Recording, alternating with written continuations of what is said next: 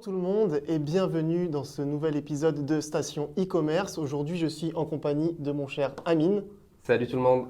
Et notre invitée du jour est Laure Babin, fondatrice de Zeta Shoes. Hello.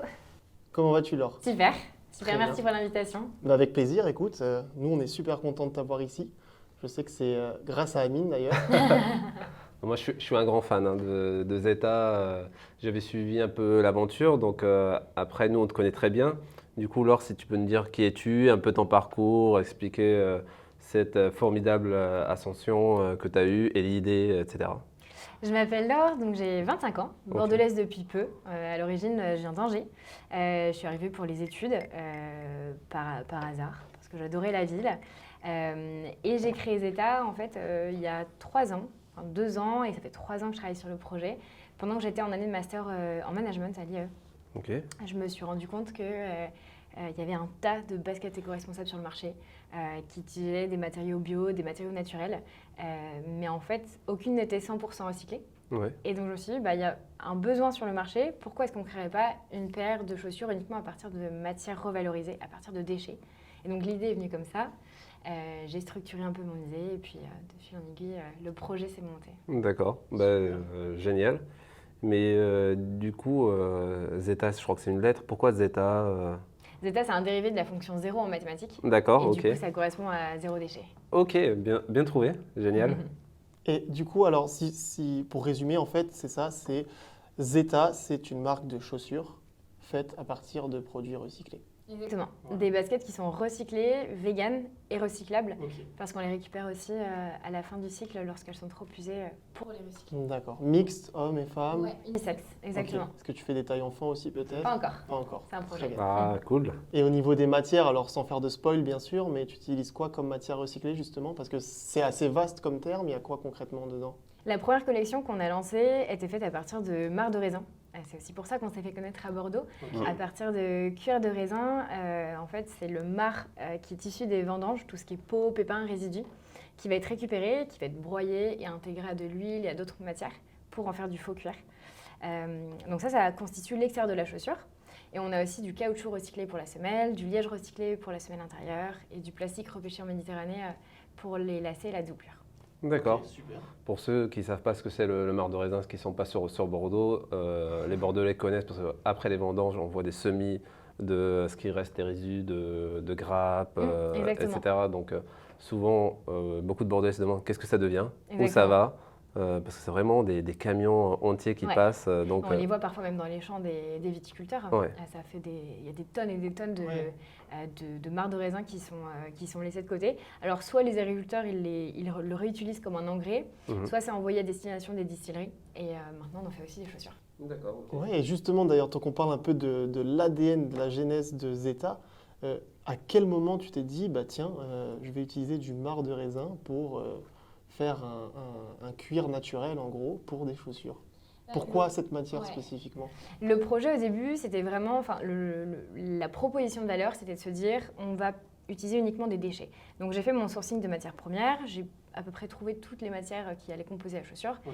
Il me manquait l'élément principal pour l'extérieur. Au début, j'étais partie sur le cuir de pomme, qui est fabriqué par un fournisseur italien. Et en fait, ça n'a pas fonctionné quand on a fait les prototypes. Et j'ai découvert ensuite le cuir de raisin. Et là, je me suis dit bingo. Alors, à la fois, c'est 0 déchet et à la fois, ça correspond pleinement à l'image d'une marque bordelaise. Donc, ça fonctionnait parfaitement. Et quand on a fait les prototypes, c'était top. Donc, on est resté sur cette idée-là.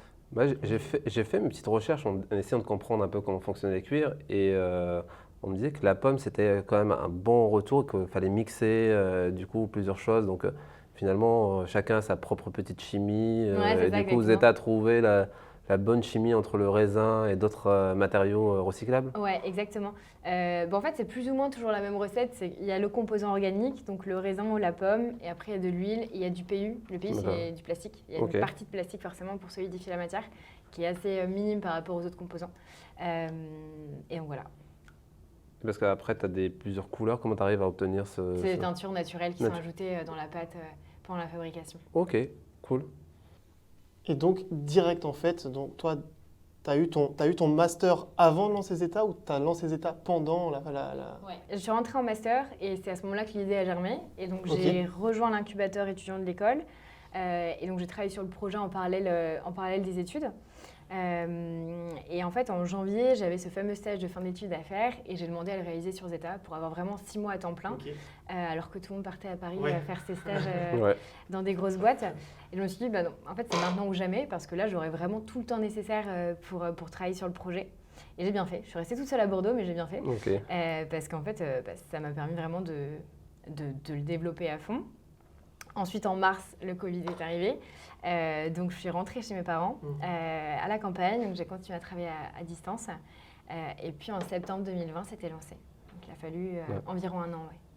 Après, ça c'est intéressant, tu dis tes parents, etc. Comment d'ailleurs ils ont pris la nouvelle, comment ils l'ont accueilli, ce projet, parce que sorti d'école, tu leur dis je vais utiliser du raisin pour faire du basket. Est-ce qu'ils ont tout de suite... Ils n'y croyaient pas trop. Ils n'y croyaient pas trop. Je ne suis pas du tout née dans une famille d'entrepreneurs. Mes parents sont instits, donc pour l'entrepreneuriat, ça ne leur parlait pas du tout. Mais en fait, ils n'étaient pas tellement étonnés dans le sens où depuis que j'ai 18 ans, chaque année, je leur parle d'un nouveau projet. Alors, qui n'a jamais abouti. Il y a eu une application mobile, il y a eu une ligne de t-shirts, il y a eu une laverie collaborative, il y a eu plein de trucs. Et en fait, chaque fois, je n'allais pas au bout. Je pense parce que je ne le sentais pas non plus et que j'y trouvais pas vraiment l'impact que je voulais. Et donc forcément, quand j'aurais parlé du dernier projet, ils m'ont dit « Ah oui, encore un !» Et il a fallu vraiment attendre le moment du lancement, quand ils ont vu le lancement et l'ampleur que ça prenait, pour se dire « Ok, là on a compris que c'était engagé et que ça allait mener à quelque chose. » Ok.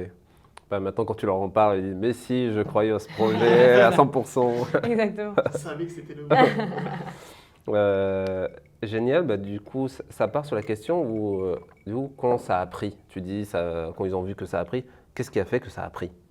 Ouais, et Zeta, ça a été lancé en fait via une campagne de crowdfunding, parce qu'à l'époque, je n'avais pas de financement. J'ai limité vraiment l'apport avec les banques parce que je voulais sécuriser le projet.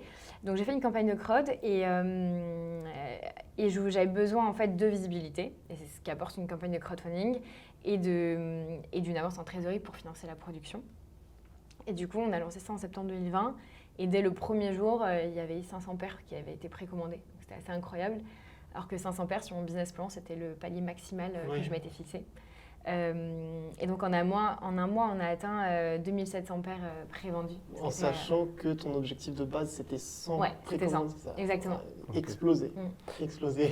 C'est intéressant ce que tu dis, parce que des fois, il y a des entrepreneurs qu'on a eu quand ils parlent de leur crowd, ils ont vendu, surestimé, ou plutôt sous-estimé, ça cartonne, ils ont eu peur. Et du coup, parce que ça a enchaîné, des fois, il y a des économies d'échelle ou des niveaux de production qui changent l'échelle de production. Est-ce qu'à ce moment-là, du coup, tu peux prendre énormément de retard? Parce que des fois, faire 200 paires, ça passe. Totalement. Faire 500 000, c'est une autre affaire. Donc, comment tu as vécu ça? Parce qu'on avait reçu Papépi, qui font des petites billes, qui nous a parlé de ça. Où le niveau de production, quand tu passes d'un autre niveau, ce n'est pas les mêmes négociations avec les fournisseurs. Pas les mêmes délais. Comment tu as vécu ça? Dans notre cas, le gros problème, ça a été l'approvisionnement et les délais, parce qu'en fait, donc on avait prévu 200-300 paires pendant le crowd, plus on s'était gardé une commande pour le stock futur pour le site internet, donc on va dire un total de 600 paires. Et en fait, on a eu 2700 plus le stock à produire. Donc en fait, les fournisseurs, on a dû tous les contacter. On a une dizaine de fournisseurs de matières premières, tous les contacter en leur disant mais c'est urgent, il va falloir augmenter totalement les commandes de matières premières. Le planning de l'usine de production, alors tout est hyper... c'est une usine, donc en fait tout est organisé déjà 3 mois à l'avance. Il a fallu leur dire on produit plus de 200, on produit 2700 paires, juste avant Noël qui est la période la plus charnière pour les marques. Génial. Donc tout en urgence. Et en fait, on a livré du coup avec 2 mois de retard. C'est un peu râlé au niveau consommateur parce que c'était souvent pour des cadeaux de Noël. Et moi, ça m'a mis j'ai été en panique tout le mois de décembre parce que je recevais des mails et des mails et des messages sur les réseaux de personnes qui me disaient mais quand est-ce qu'elles arrivent? Et je disais mais en fait, je ne peux pas faire autrement, j'ai pas de solution miracle. Elles sont arrivées en février et les gens étaient hyper contents. Et... Voilà. Mais en effet, il faut tout réorganiser à ce moment-là. Ouais, des fois, j'ai l'impression que c'est 2 divisions d'écart et ça chamboule même le Ouais, BP, totalement. etc. Du coup, ça veut dire tu maîtrises du coup actuellement toute la chaîne, comment ça fonctionne, quel est le niveau de maîtrise. J'ai compris, on a compris que la conception, c'est quelque chose que tu as maîtrisé parce que les chaussures, souvent, c'est plutôt difficile. Il faut trouver des shapes, il faut Ouais. que le shape fonctionne bien. Absolument. Comment ça a fonctionné tout ça? Alors, je suis accompagnée, je travaille avec un atelier de fabrication au Portugal, qui est vraiment comme un vrai partenaire en fait. C'est plus qu'un partenaire commercial, il m'accompagne dans toutes les prises de décision. Et en fait, c'est eux qui sont passés du dessin que j'avais réalisé vraiment à la chaussure, au prototype, grâce à un modéliste. Et après, au niveau sourcing des matières premières, on a le contrôle sur tout parce qu'en fait, on voulait surtout pas passer par des intermédiaires. En fait, dans le textile ou dans la chaussure, il y a la possibilité de prendre un agent. C'est une personne qui va chercher les matières premières, l'usine de fabrication et s'occuper de tout de A à Z. Et ça, je voulais absolument pas pour connaître mes fournisseurs, connaître les conditions de fabrication et s'assurer de la chaîne de production. Donc on travaille vraiment en direct avec chacun des fournisseurs, avec l'usine, et on connaît les artisans avec lesquels on travaille, donc ça c'est top. On va leur rendre visite régulièrement. Bon, c'est important pour un souci de transparence aussi, d'autant plus aujourd'hui, c'est très important. Et puis Exactement. même pour l'ADN de Zeta de base. Totalement. Je pense que Et on essaie vraiment de placer les artisans au cœur du projet parce que c'est eux qui les fabriquent. Ouais. Et aujourd'hui, quand on achète une paire de chaussures ou un t-shirt, on ne sait pas du tout par qui ça a été fabriqué. Ouais. Donc on inscrit vraiment, par exemple, sur le site, on inscrit les prénoms de chacun des artisans C'est génial. pour les mettre en avant aussi. Ok. Ah, c'est une super approche. Vas-y. Ouais, tant que tu cherches, moi j'en profite parce que j'ai une question.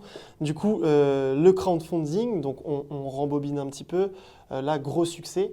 Est-ce que quand tu as lancé la campagne, tu avais vraiment Zeta n'existait pas du tout sur le digital ou tu avais quand même déjà le site ou les réseaux sociaux qui avaient été activés en parallèle? J'avais une landing page Ok. que j'avais lancée quelques mois avant. J'avais récupéré, je pense, peut-être 300 ou 400 mails. Ah oui, quand même. Ouais, je ne sais même pas comment d'ailleurs. J'avais partagé un peu dans des groupes Facebook, il me semble, D'accord. des groupes vegan, des groupes zéro déchet. J'avais essayé de cibler un peu. Dans ces cas-là, les réseaux sociaux, c'est formidable parce que c'est gratuit et ça fait le taf. Ouais. Et j'avais les réseaux, j'avais Instagram, Facebook et LinkedIn. Et en août, on fêtait les 500 abonnés Instagram. Ok. Et je crois qu'en janvier, on était à 10 000, donc ça a été assez fulgurant. Ok, grâce à la campagne de crowdfunding. Ouais, entre autres. Ok. Et la Ok. presse. Et la presse, d'accord. Et du coup, la presse, pour rebondir un peu là-dessus et comprendre un peu tous les canaux digitaux ou pas que tu as activés à ce moment-là, est-ce que la presse, tu as pu l'obtenir de par la campagne de crowdfunding qui était un succès fulgurant, j'ai envie de dire, parce que objectif sans précommande à 2700, il y a vraiment un écart immense, ou alors ça faisait vraiment partie à part d'une stratégie de RP ou IRP, etc. Pas du tout. J'avais juste préparé un communiqué de presse, j'avais pas du tout d'agence à ce moment-là. Vraiment, je limitais tous les budgets. Vraiment, je comptais chaque sou parce que je sais pas du tout si ça allait fonctionner. Donc, s'il fallait que je rembourse le prêt derrière, ça va être compliqué. Donc, j'avais pas d'agence RP, j'avais juste un communiqué de presse que j'avais envoyé dans quelques journaux locaux pour voir si ça allait marcher. Et en fait, j'ai eu la chance que la presse vienne directement à moi, donc presse écrite, radio, un peu télé aussi. Et en fait, c'est ce qui a carrément fonctionné, quoi. On le voyait dès qu'il y avait un article, l'article de Sud-Ouest par exemple, derrière il y avait un pic de vente. Passage RTL aussi, il y avait un pic d'une centaine de commandes. Donc ça a été... Tu veux dire la radio aussi a joué un rôle important? Ok. Des fois, c'est un média souvent qui est délaissé parce qu'on se dit la majorité des gens écoutent de plus en plus de podcasts. Mais finalement, c'est pas forcément le cas, quoi. RTL, on l'a vraiment vu et c'est assez drôle parce que j'ai pris un covoit il y a 3-4 mois. Ouais. Et dans la voiture, le mec me demande « Mais qu'est-ce que tu fais ?» Et je lui raconte, il me dit « Oh, mais je vous ai entendu sur RTL il y a des années. » La célébrité. C'est incroyable, c'était drôle, quoi. Il m'a dit « À l'époque, j'avais adoré le projet. » Et c'était marrant, et du coup, oui, la radio a un impact, quoi. Ça fonctionne bien. C'est super, ça. Et aujourd'hui, du coup, donc si on fait une petite avance accélérée, quels sont les leviers un peu que tu utilises, en tout cas que vous utilisez chez Zeta, que ce soit pour faire de l'acquisition au niveau vente, comme de l'acquisition au niveau de notoriété, développement de trafic, etc. On a travaillé en organique pendant 1 an et demi. C'est-à-dire qu'on a fait une croissance organique pendant 1 an et demi. jusqu'à janvier dernier. Ok. C'est-à-dire qu'on utilisait uniquement les réseaux sociaux et les outils à disposition, la newsletter, voilà. Des outils gratuits, donc tu veux Ouais. dire pas de publicité du tout. Pas du tout. D'accord. Et on a grandi comme ça à notre rythme et finalement on était tout le temps en rupture de stock, donc on s'est dit pas besoin de faire Ouais. plus. Donc Instagram, beaucoup, c'est notre première vitrine. On a une communauté qui est hyper engagée, qui est très forte, on essaie de la fidéliser, donc il y a vraiment une grosse communauté derrière. Et LinkedIn, que j'ai découvert en fait au lancement de Zeta, je n'utilisais absolument pas. Ouais. Et on m'a dit, un jour je discutais avec quelqu'un qui m'a dit, mais il faut que tu fasses du personal branding, que tu te mettes en avant et que tu vendes la marque à travers toi. Et à ce moment-là, je lui ai dit, mais j'en suis incapable. Je déteste parler de moi, je déteste faire des stories, etc. Et je ne me sens pas capable de le faire. Il m'a dit, mais tu verras, ça marchera. Et donc, je me suis dit, bon, je vais essayer, je vais faire 1 ou 2 posts sur LinkedIn en parlant de la marque, des anecdotes, un peu storytelling. Et en fait, c'est ça qui a pris. Parce que les gens s'identifiaient, je pense, avaient besoin de cette transparence-là et le consommateur aussi. Donc maintenant, j'essaye un peu de faire quelques posts sur LinkedIn pour faire parler de la marque. Instagram, Facebook un petit peu moins, c'est pas la même cible. Et en fait, en janvier, on a atteint notre plafond. On a vu une baisse des ventes vraiment importante parce qu'il y a beaucoup de concurrence aussi sur le marché dans la basket. Et donc, on s'est dit, bon, on va essayer l'acquisition. Et en fait, on a mis en place l'acquisition et le remarketing et depuis, on a fait x2 sur les ventes. Donc, on est reparti sur une belle croissance. Cool. Super. Mais il nous a fallu ça pour repartir. Et en autre levier d'acquisition, je dirais pour de la visibilité, les collabs. Ok, donc avec d'autres marques. Ouais, exactement. Ok. On en a fait 2. On en a fait une avec la Ligue contre le cancer pour Octobre Rose. On a fait une basket rose on reversait une partie des bénéfices à l'asso. Génial. Et on a fait dernièrement une collab avec Nespresso. Ouais. Ok. Qui a l'air d'avoir plutôt bien marché pour le coup sur les LinkedIn. Ouais, Elle a pris une force folle. ouais. Donc j'avais l'impression de la voir tout le temps. Donc j'ai dit, génial. Mais ça va, mes questions, du coup, j'ai l'impression que du coup Zeta est de plus en plus sollicité par des grandes marques, des grands groupes. Qu'est-ce qu'ils recherchent à travers une collaboration Zeta et quel est l'intérêt aussi pour Zeta, dont on a expliqué en partie, créer des capsules, des collabs, ça permet aussi de réaccélérer les ventes. Mais elles, quel est aussi leur intérêt, qu'est-ce qu'elles recherchent dans Zeta? Ouais, alors la collab avec Nespresso, c'était un peu surprenant parce qu'on ne s'attend pas à voir une marque de mode avec une marque de café. Et c'est, je pense, ce qui a plu aussi et ce qui a surpris. Et surtout, associer une start-up avec un gros groupe. Exactement, moi c'est surtout ça qui... C'était surtout ça. Je pense que dans les 2 cas, pour l'un comme pour l'autre, l'idée c'était de créer de créer la surprise, de créer une innovation, de créer un produit qui n'avait encore jamais été vu. Et puis de développer un peu ces engagements RSE. Et ça a très bien fonctionné pour nous comme pour eux. On a gagné beaucoup en visibilité. On a fait beaucoup parler de nous aussi. Et surtout, ouais, on a créé un produit hyper innovant. Bon. Mais d'ailleurs, sur ça, c'est plutôt intéressant ce que tu ressors parce que ça peut être finalement plus un gros risque pour la start-up parce que l'image on peut se dire, Zeta peut prendre plus de risques que Nespresso parce qu'il y a une marque finalement moins ancienne, on ne sait pas comment ça va être accueilli. Ça me fait penser un peu à la collaboration Crocs-Balenciaga où ça avait fait plutôt un bid, puis après finalement ça a bien marché, mais c'était quand même un risque pour une des marques. Oui, bien sûr, il y a toujours un risque. Après, je pense que là, on a tellement travaillé sur le projet, on a travaillé dessus pendant 1 an et demi. Il y a eu de la R&D, il y a eu pas mal d'innovations, on a travaillé vraiment sur un vrai plan de communication et je pense que les gens l'ont bien senti et finalement ça a été plutôt Après bien ça a reçu. du sens, Ok. en effet, puisqu'ils jouent beaucoup sur le recyclage de leurs capsules, Ouais. donc on sent que c'est un enjeu majeur, mais derrière, est-ce que c'est une collab qui pousse aussi vers d'autres horizons, parce qu'on sent que le digital c'est quelque chose d'important, même majeur chez Zeta, mais Nespresso c'est un groupe qui a aussi pas mal de points de vente. Est-ce qu'on peut penser qu'il y aura des corners pour Zeta dans tous les Nespresso en France, pourquoi pas en Europe? Pourquoi pas? On n'est pas fermé, on a plein de projets en commun à faire. Pour l'instant, c'est uniquement du digital. Et le plan de com qu'on a déployé aussi était purement digital, avec de la presse en ligne, une grosse campagne d'influence, beaucoup de campagnes sur les réseaux. Mais pour l'instant, ouais, c'est uniquement digital. D'accord. Ok. Et pour suivre ce cheminement justement et faire un petit focus sur Zeta, aujourd'hui vous êtes distribué uniquement en digital ou vous avez aussi des points de vente ou des distributeurs physiques? De base, le projet, c'était vraiment de créer une DNVB et d'être uniquement vendu sur le site en e-commerce. Ok. Et en fait, très vite, on s'est rendu compte que pour se faire connaître à moindre coût en Europe, c'est aussi pratique d'être dans des boutiques. L'autre option, c'était de déployer des campagnes marketing d'acquisition en Europe, mais ça coûte très cher. Donc, on s'est dit, pourquoi pas être vendu dans des concept stores et des boutiques. Et donc, voilà, on va dire 90% de B2C et 10% de B2B. Et on est revendu en France, en Allemagne et en Suisse et en Espagne depuis peu. Super. Donc là, pour les points de vente physiques, tu veux dire? Oui, exactement. D'accord. Ok. Donc, ça vous fait une quinzaine de points de vente. Mais on espère quand même garder le gros du commerce, du chiffre d'affaires sur le site parce que forcément, c'est là où on génère le plus de bénéfices. C'est ça, et puis les c'est marges une sont marque pas les mêmes. digitale de base, si j'ai bien compris, c'est un peu ton objectif, ta vision stratégique au final, c'est de exactement. faire en sorte de rester sur Après, le on est digital. aussi sur un produit qui s'essaye, on est sur de la Et chaussure. c'est ça.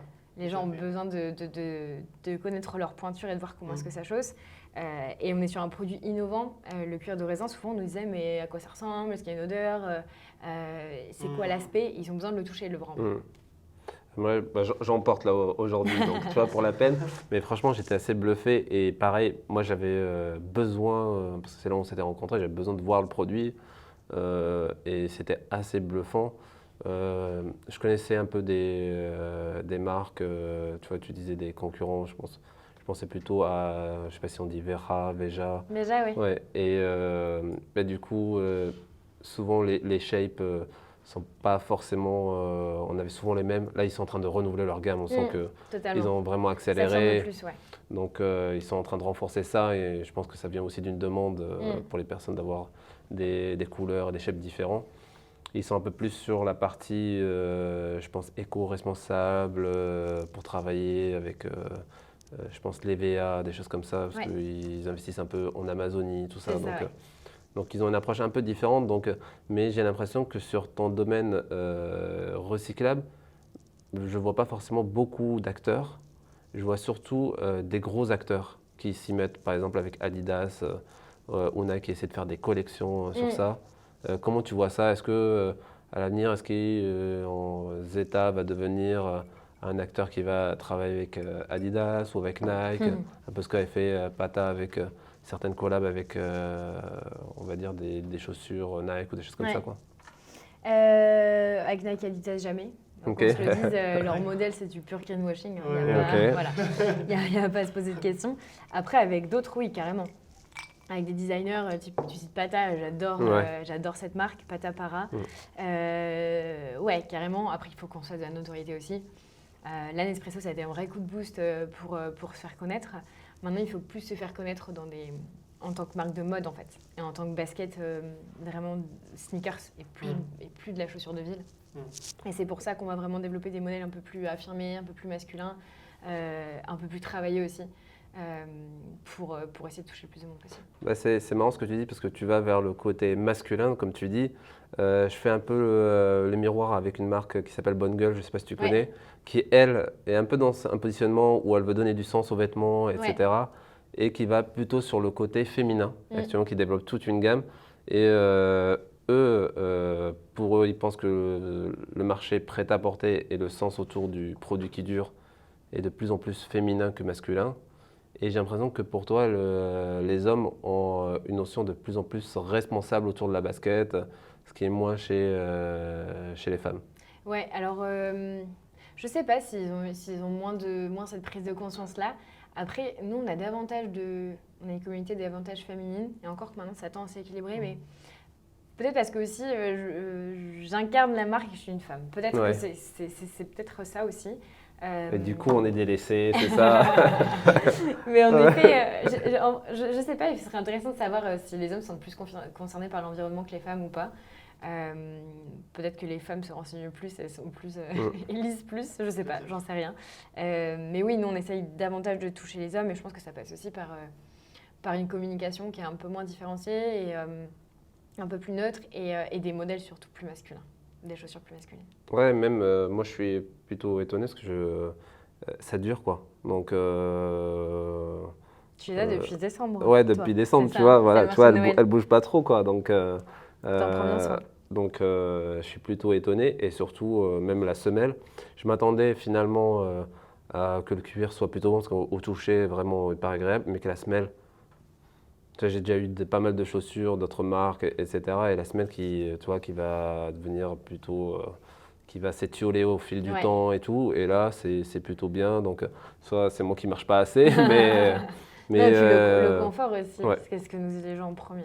Mais du coup, pourquoi aller chercher du coup d'autres shapes finalement? Parce que j'ai vu, il y a du scratch maintenant, Ouais. d'autres. Parce qu'il faut plaire à tout le monde, il faut se diversifier le plus possible et essayer de toucher le plus de personnes possible. Ok. Et on est dans une ère où pour garder le consommateur, il faut lui proposer toujours plus et plus de modèles et le surprendre. Et on ne peut pas lui proposer seulement 2 modèles par an. Ouais, Bon. c'est ça. Donc voilà pourquoi on travaille sur de nouveaux Mais après, modèles. sur le scratch, du coup, tu vas ajouter des œillets métalliques. Ouais, c'est des œillets en plastique. Ah, ok, parce que Plus simple à recycler ok, que... du coup, parce que j'allais te dire, comment tu fais pour recycler, comment tu arrives à on peut voir, pas. tu vois, donc, Sur les métals. donc, ok, Mais en fait, on voulait du plastique recyclé, mais le seul fournisseur qu'on a trouvé, c'était en Asie. Donc D'accord. on ne voulait pas. C'est Donc pas mal pour l'empreinte carbone, quoi, Voilà, vas-y. exactement. Ouais. Donc on s'est dit qu'on allait prendre des œillets en plastique et ils sont recyclables. Ok. Donc, c'était la seule solution qu'on a trouvée. C'est ça, tu peux toujours faire de la mode, mais en faisant de la mode responsable, quoi. Ouais. Et c'est vrai qu'il faut toujours coller aux tendances pour pouvoir continuer à vendre, comme tu dis, et puis même avec ce qui se développe beaucoup autour de la sneakers en ce moment, c'est vrai que ça peut être intéressant de voir en fonction de votre stratégie comment vous pouvez aller chercher de ce côté-là. Ouais, tout à fait. Et on sent que l'industrie, quand même, commence à se poser ce type de questions. Est-ce que tu penses que c'est une tendance de fond? Parce que on parlait un peu des acteurs de la chaussure type Nike, Adidas, mais on a aussi chez Kering, LVMH, vraiment des collections où on va pas jusqu'au upcycling, mais on va utiliser des matériaux plus responsables, etc. Est-ce que tu penses que c'est une tendance de fond ou c'est du greenwashing? Et comment du coup Zeta va se positionner à ce moment-là?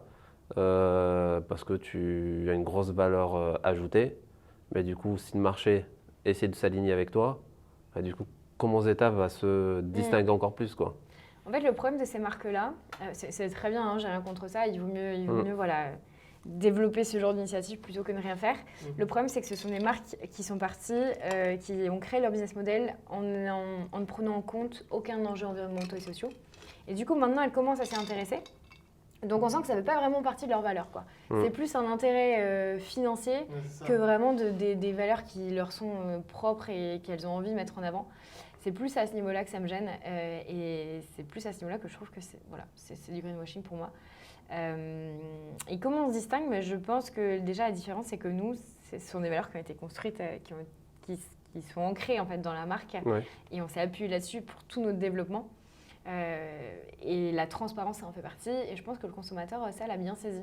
Et on n'essaie pas de mentir, on est transparent sur tout. Sur le site, on explique le prix, les conditions de fabrication, la composition, le process de recyclage. On est absolument transparent sur tous les process.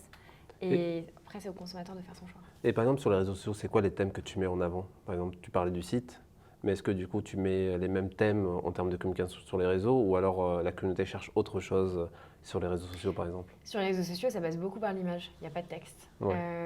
On publie sans arrêt des photos et c'est vraiment du contenu, de la vidéo, quelque chose d'instantané où on n'a pas envie de s'attarder à lire un gros pavé. Alors que sur le site, on va davantage détailler via les articles de blog, via des pages qui sont dédiées tous les process dont je parlais. Sur les réseaux, c'est beaucoup plus rapide. On a besoin de quelque chose d'instantané et beaucoup plus de l'image. En fait. D'accord. Et justement, comment, toi, surtout pour une marque digitale comme Zeta, mais aussi de ton expérience en tant qu'entrepreneur, comment tu vois, comment tu qualifierais l'importance des réseaux sociaux en 2022, d'autant plus à l'ère post-Covid? Pour nous, c'est essentiel. Ouais. On s'est créé là-dessus et on a créé notre communauté autour des réseaux. Et en fait, ouais, clairement, les réseaux sociaux ont été de plus en plus utilisés à l'ère Covid, parce que tout le monde était sur son téléphone et tout le monde était confiné. Et nous, on a vraiment bénéficié de cette transformation digitale-là. Et maintenant, c'est essentiel. En fait, on communique via nos réseaux. Quand on a une offre d'emploi, on la poste aussi sur les réseaux. Toutes les nouveautés, toutes les informations, on ne pourrait pas vivre sans. Et surtout, c'est un outil qui est gratuit, qui est mis à disposition des marques. Donc clairement, ouais, c'est notre outil principal. Okay. Et tu disais que bon, il y a des petits concept stores, il y a un peu des touches physiques. Ça serait quoi le ratio entre, on va dire, digital et physique? Ça serait en termes de vente, d'acquisition? 90%, 10% de D'accord. B2B, ouais. Ok. Non, je parlais du coup digital et physique, en B2C par exemple. Parce que tu as, je pense, des corners dans certains magasins. On fait 90% pareil, à peu du près chiffre d'affaires sur le site et 10% en magasin. Ok. Bah, c'est bien, tu m'as fait la petite bascule pour le B2B. C'est très compliqué pour beaucoup de marques de pouvoir communiquer en même temps B2C et B2B, parce que tu peux te perdre et le message peut se diluer ou être incompris. J'ai l'impression que c'est plutôt réussi chez Zeta. Du coup, qu'est-ce qui fait que c'est réussi et comment tu fais pour que ça marche et que ça soit clair? En fait, c'est pas tellement le message qui était compliqué, parce qu'au final, quand on parle à une boutique, tu vois, on leur donne vraiment une trame du discours qu'il va falloir dire en magasin pour les vendeurs, etc. Donc ça, en fait, c'est plutôt simple. C'est au niveau plus des marges et en fait des prix de vente, parce que forcément, quand on vend une boutique, on lui vend pas au prix TTC. Et quand on est une marque responsable, on a des marges qui sont déjà diminuées par rapport à d'autres acteurs. Donc là, nous, on ne gagne pas grand-chose en fait sur ces paires qu'on vend en boutique. C'est davantage pour de la visibilité. Clairement, pour se développer en Allemagne, là, on a 4 vendeurs en Allemagne. L'idée, c'est de se dire, les personnes qui vont aller dans les magasins, qui vont regarder les chaussures, vont ensuite aller sur le site et ensuite commander potentiellement sur le site. Donc nous, c'est vraiment un outil de communication presque, les boutiques. Plus que de rentabilité. D'accord. Et comment on dit Zeta en allemand? Zeta. C'est italien, Zeta. Ah oui? Ok. J'ai appris ça. Ah, du coup, vous n'avez pas changé le nom, c'est toujours le même dans chaque pays. Enfin, je veux dire, dans les boutiques où vous êtes revendus. Je pensais que tu allais me faire l'accent, tu vois, un peu. Je parle pas allemand, je parle espagnol, mais alors allemand, pas du tout. Prends pas de risque. Et un autre sujet, du coup, qui est vraiment essentiel au e-commerce, et surtout en ce moment, c'est la partie logistique. Comment ça se passe pour vous chez Zeta? D'autant plus que ta première expérience, tu passes à devoir délivrer 100 paires, de 100 paires à 2700. Comment ça s'est passé un peu tout ça? Comment tu l'as vécu et comment vous gérez ça aujourd'hui chez Zeta, malgré le contexte qui peut être un peu compliqué en ce moment? C'était assez drôle parce qu'au début, j'en parlais, donc j'ai lancé la campagne de crowdfunding, j'étais encore chez mes parents. Et donc on avait essayé d'aménager, de voir quelle chambre on allait pouvoir remplir avec les chaussures et comment on allait faire pour faire les expéditions par nous-mêmes. Et en fait, on a passé la barre des 500 et mon père m'a dit mais c'est terminé, je m'en chargerai pas. Donc là je me suis dit bon, il va falloir trouver un logisticien. Donc j'en ai challengé plusieurs. Je voulais absolument Bordeaux au début. Et en fait, il y a un logisticien avec lequel j'ai parlé, un entrepôt à Paris, qui m'a dit mais si tu veux délivrer en Europe, tu seras beaucoup plus central à Paris qu'à Bordeaux. Donc au final, je travaille avec ce même logisticien depuis 2 ans. Ça se passe hyper bien. Donc c'est eux qui se chargent de toute l'expédition en Europe. On n'envoie pas hors Europe. On se limite aux expéditions européennes parce qu'en fait, on ne veut pas livrer par avion. Et donc ça se passe hyper bien. C'est eux qui se chargent d'empaqueter, de livrer, et nous, on check tout sur la plateforme. Donc c'est hyper simplifié. Parfait. Tant mieux. On n'aurait pas le temps. Un partenaire de confiance, forcément. Est-ce que tu fais ce côté où certaines marques essaient de le faire, livrer en 2 heures à Paris On a essayé. Ouais. On a essayé. C'était des livreurs à vélo. Ça n'a pas très très bien fonctionné. Là, on a une livraison de 48 heures déjà, qui marche bien. Mais en fait, les gens sont prêts à attendre aussi. Oui. Après, on les a plutôt mal habitués avec Amazon Prime. Ouais, clairement. Donc, où on pense qu'en 24 heures, on peut l'avoir, ou même en 2 heures à Paris. Ça reste souvent pour nous un grand mystère, comme on peut arriver en 2 heures à le faire et plutôt à bien le faire. Ouais. C'est ça la question. C'est presque inquiétant. Ouais. Tu soulèves une question intéressante. Tu disais on ne veut pas faire de l'avion du coup pour des raisons carbone, empreinte carbone, etc. Mais il y a ce côté où quand tu vas avoir du volume, tu vas avoir aussi un impact de production. Est-ce que Zeta sera limité toujours à un certain volume de vente? Parce qu'à partir d'un certain volume, ben, on est plus sur des volumes de production qui polluent, des empreintes carbone plus importantes, etc. Ou non, tu réfléchis à d'autres manières de faire c'est quoi un peu l'évolution? Est-ce qu'on est fixé à l'avenir à un certain volume pour respecter aussi l'ADN de l'éco-responsabilité? Ou non, à un moment donné, si la demande est là, on suit la demande, quoi. On essaye de... C'était une question qu'on s'est beaucoup posée au début. En fait, on essaie d'avoir une croissance modérée. Il faut qu'on fasse de l'argent parce qu'on est une entreprise avec un but lucratif et il faut qu'on puisse développer l'entreprise et se développer en interne l'équipe. Et d'un autre côté, il faut qu'on ait une croissance modérée parce que le but, c'est pas d'avoir 15 revendeurs dans une même ville et d'avoir des chaussures partout. Et de là, en fait, là, on part plus sur la surproduction que vraiment répondre à un besoin et on crée le besoin. Et c'est pas ce qu'on veut. On a envie que les gens s'achètent une paire de chaussures parce qu'ils en ont besoin plutôt que parce qu'ils en ont envie. Donc l'idée, c'est d'avoir une croissance modérée. Et il faut qu'on soit en croissance, mais on ne veut pas de l'hyper-croissance non plus. Tu t'es fixé un chiffre ou non? Non, c'est compliqué parce que forcément, on est hyper satisfait des chiffres. Et en tant qu'entrepreneur, on a envie de toujours plus parce qu'on se dit avec tant de CA, je vais pouvoir recruter, je vais pouvoir lancer de la recherche et développement sur un matériau qui m'intéresse. Donc c'est hyper compliqué de se limiter, mais je me limite en termes de stratégie. Je me dis, bon ok, on a 15 revendeurs en France, dans les plus grosses métropoles, ça ne sert à rien d'en avoir 50 dans une même ville parce que du coup ça veut dire d'autant plus de production pour les boutiques à fournir.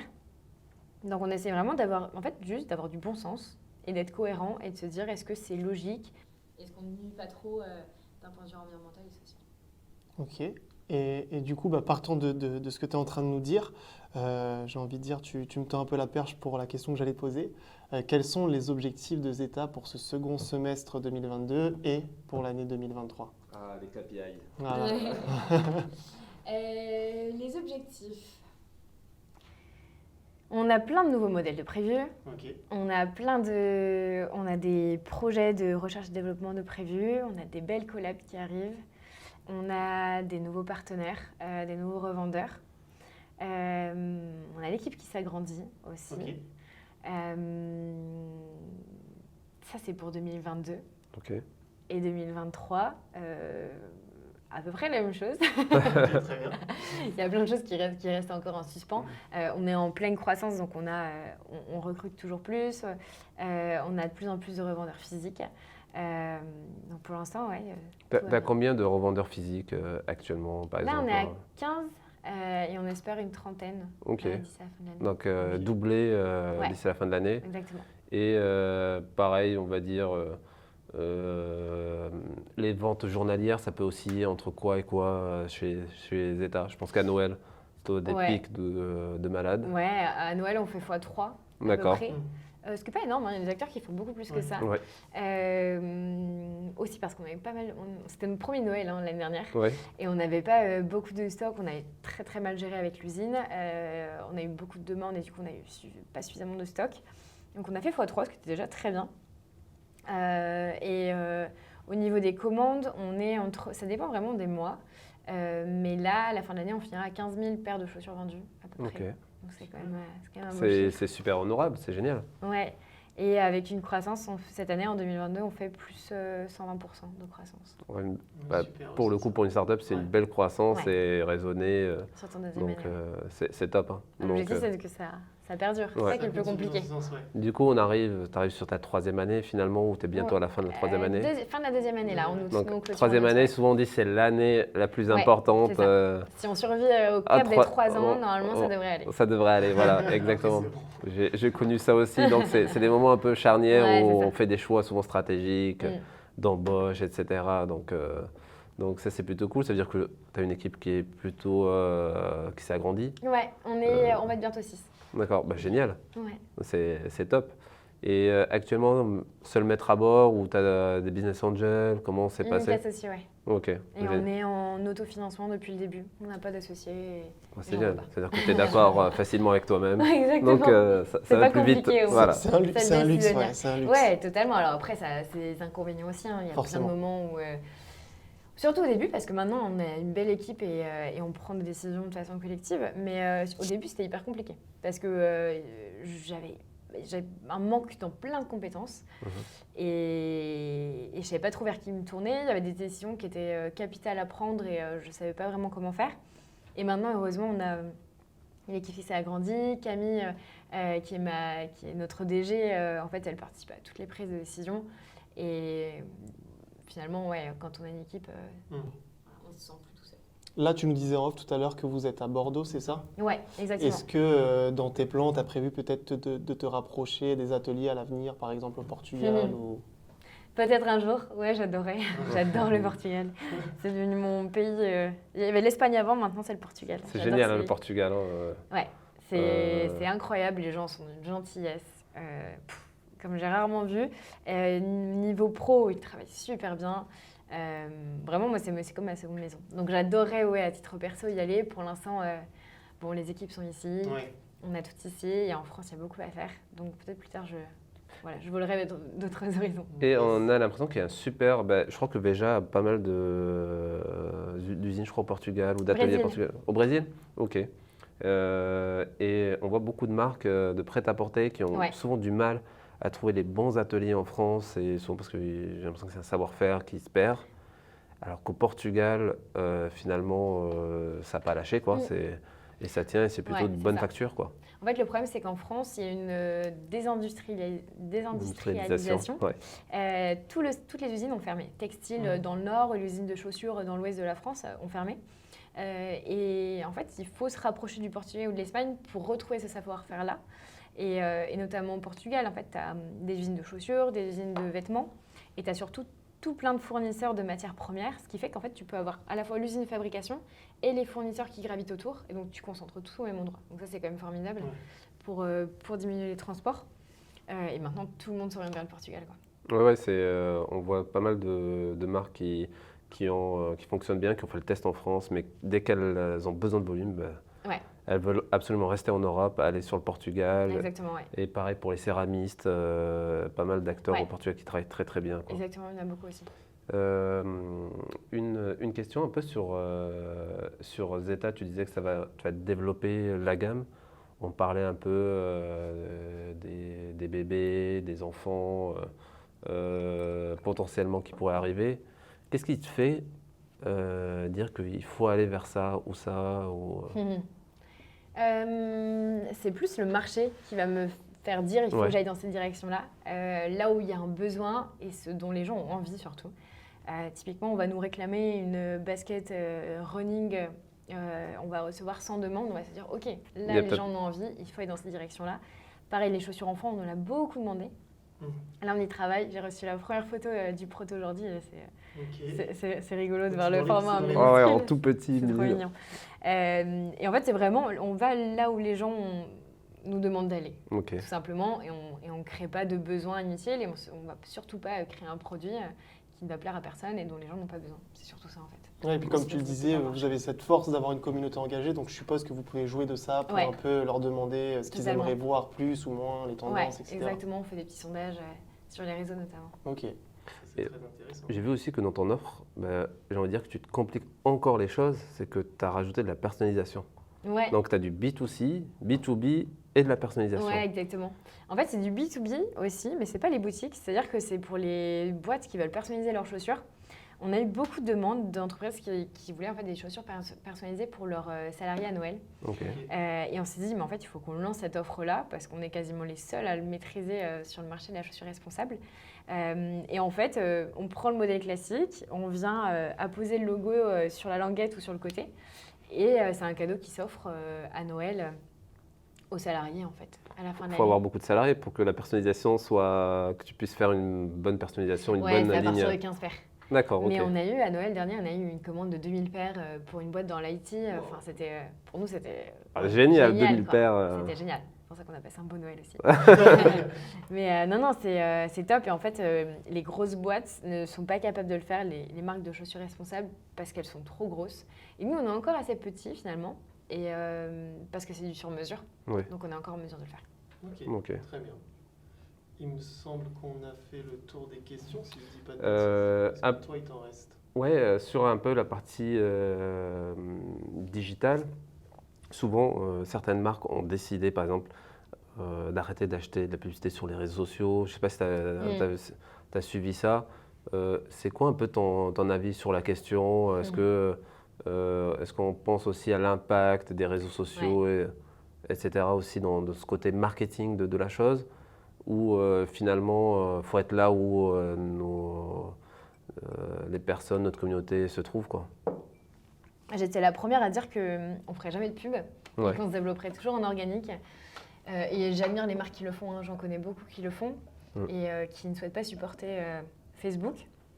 Et je suis d'accord avec elles. Ouais. Malheureusement, je suis sur un marché hyper concurrentiel où les marques font de l'acquisition en permanence, font tout le Si temps tu de le la fais pas, pub. quelqu'un d'autre le fera, quoi. Ouais, c'est ça. Et on se fait manger des parts de marché tous les jours. Alors, c'est pas de la mauvaise concurrence parce qu'on va tous dans la même direction et je trouve que c'est la concurrence saine quand je parle des marques éco-responsables.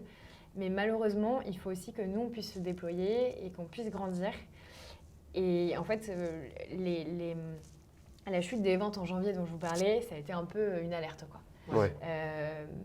L'équipe s'agrandit, mais les ventes baissent. Donc, c'était clairement pas possible. Ça a duré 2-3 mois et là, on s'est dit, bon, il faut qu'on fasse quelque chose. Ouais. On n'a pas mis de moyens. Il y avait la presse. Mais bon, la presse, on en a déjà beaucoup bénéficié, donc les gens nous connaissent. Donc on s'est dit, on va essayer la publicité. Ok. Donc en effet, je ne suis pas totalement pour. J'aurais aimé vivre sans et pouvoir déployer la boîte sans, mais ça n'était pas possible. Ouais, c'est nécessaire de. Nous, je fais une petite aparté à l'agence, on le voit que souvent c'est minimum 30% du CA qui vient de la publicité. Ouais. Donc c'est difficile pour les marques de se couper de ça. Mm. Ou alors des fois ça devient des opérations de com pour certaines grandes marques de dire qu'on Ouais. se coupe de ça et du coup ça leur amène. Totalement.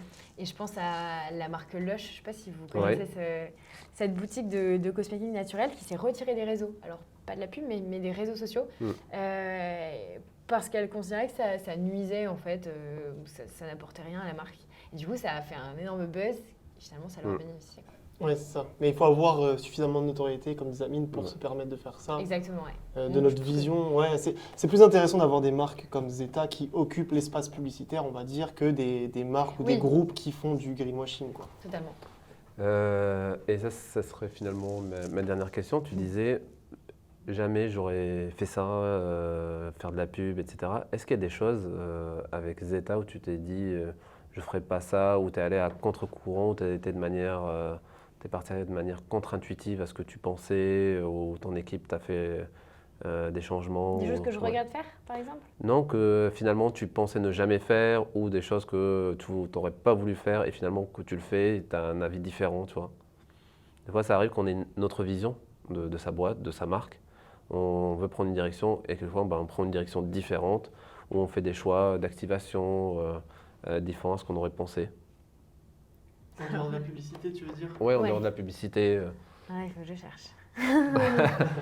Ça veut dire que tu es toujours dans ta ligne directrice de ce que tu voulais. Peut-être, rien ne me vient à l'esprit. Est-ce qu'il y a un truc que tu disais jamais je ferais ça et finalement tu as fait? Comme la pub? Clairement la pub. Ouais. Bon, on a compris que jamais tirer plus loin que l'Europe, du coup tu l'as pas fait, donc c'est plutôt bon signe. On va le faire, mais de façon... en fait, on va le faire par exemple pour des boutiques. On va faire de l'envoi groupé par bateau et du coup, ce ne sera pas de l'envoi aérien. Donc on va quand même aller en dehors de l'Europe, mais on va le faire de façon plus propre. Pas forcément Zeta qui créerait une joint venture à l'étranger pour développer directement là-bas? Non, pas du tout. Ok, d'accord. Oula, il faudrait beaucoup et franchement, j'ai pas encore le temps pour. Bientôt. Ouais, peut-être. Ok. Mais non, je pense qu'on a toujours suivi notre ligne directrice et notre stratégie, et... à part la pub, en effet. Bien sûr. Okay. Mais on s'adapte, en fait. C'est ça, c'est des concessions à faire.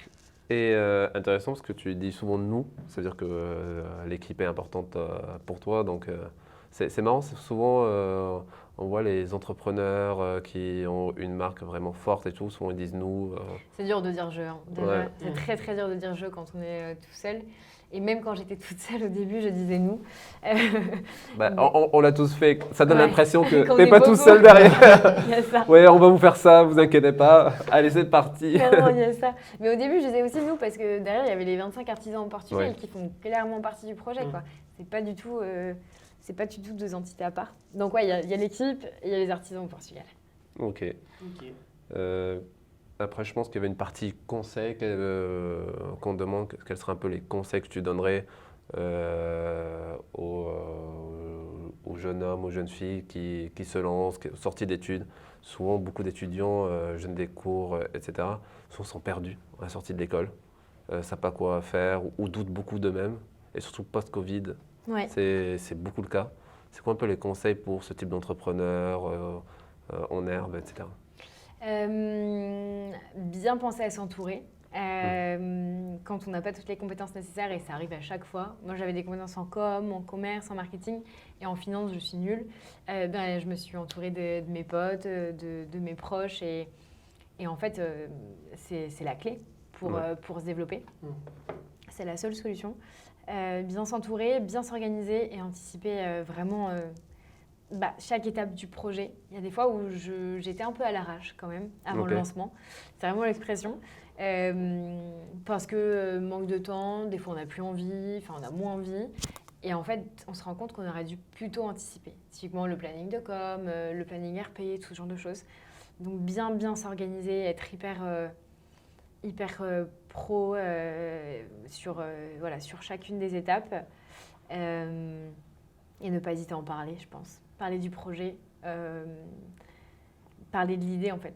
Le pitcher au maximum. Ouais, il ne faut surtout pas hésiter parce que c'est pas parce que c'est une excellente idée pour vous qu'elle va être bien reçue ailleurs.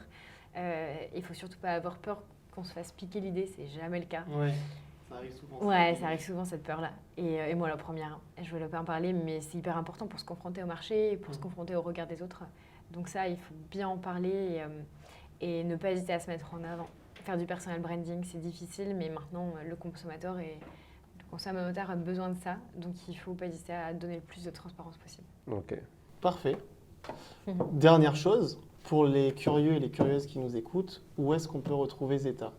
On peut nous retrouver en ligne donc sur zeta-shoes.com et dans plusieurs boutiques en Europe que vous trouvez sur le site. Ok. Et au niveau des réseaux sociaux, ça se passe où ? Instagram, Facebook et LinkedIn. Parfait.